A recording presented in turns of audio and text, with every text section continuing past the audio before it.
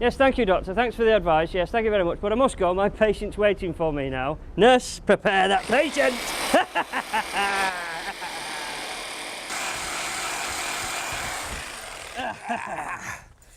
What are you doing? You give me a splitting headache. What's the matter? You're not a real doctor, are you? Trust me, I am a doctor, trust me. Trust honestly. me, I'm a doctor, but you say that to all the women. Where are you going? I'm not staying here with you, you're an imposter. You're Hey, a get over, lunatic. come back, Paul, I'll do it for you. You said you had a problem. Bloody cripping you, you're a lunatic, I'm going. Hey, You bloody lunatic, you're Potter. give over, there was no blood, what's so weird? No blood, you bloody me, I'll be bloody locked up, you bloody lunatic. Come in here again.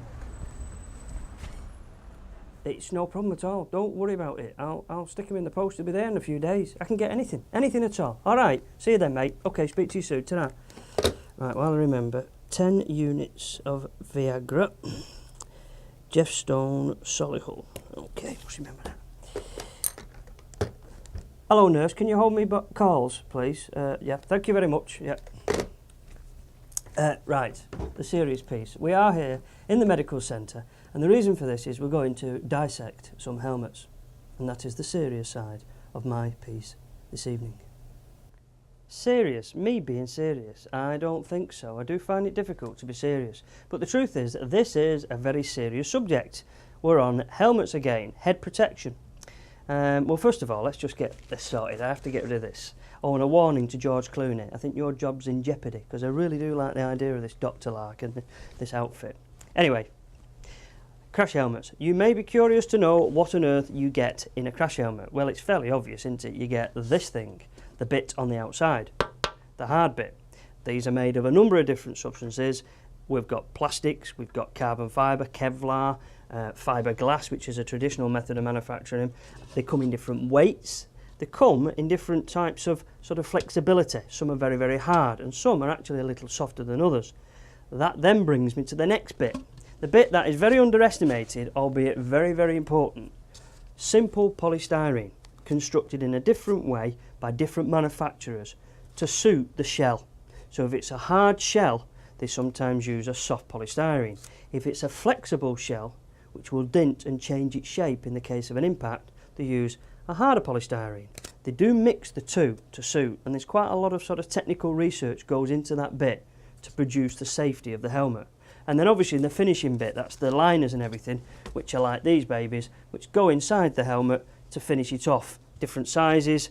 This is a small piece which will go on a small helmet, and that ends up here, and then you've got the bit that goes on here like that. Smart, eh? And that goes inside that helmet to produce the finished product with the visor on, with the fittings and all the venting, and that's what you buy. There we are, the finished product, a crash helmet. Well, that is to say, a half-price crash helmet. We've chopped this baby in half to show you what it looks like when dissected. And the reason for that is to show you the construction and the very, very important part of it, the polystyrene liner. There are often one shell size and lots of different thicknesses of these things, but they all serve the same purpose, to fit your head as comfortably as possible and also to absorb the shock. Some manufacturers, that's the posh ones, will often produce different shell sizes and therefore different internal sizes to suit your head size, but the same product, the same result, and that is to absorb the shock to save your head. See how this has been sort of brought away from the shell, and very much so here. That's because this particular thing has been tested on a test bed, and that polystyrene has done its job. Now, an important point is you can't see any markings or any damage to that shell, but it has served its purpose. It's absorbed the shock. You've got to throw it away. So, very simple. If you should have an incident with your crash helmet on your head, the fact is it's no good anymore. Throw it away. Stick it in the bin, even if you spent a lot of money. It's worth changing it because it served its purpose. It was the best thing that you could do, buying a good helmet, sticking it on your bonds, saved your headache, throw it away, get another. It's worth it. All right then. Now, don't bother ringing in and writing letters and so on because you want to know a little bit more about helmets, because we're going to deal with helmets, even more details, later on in the series. What was that?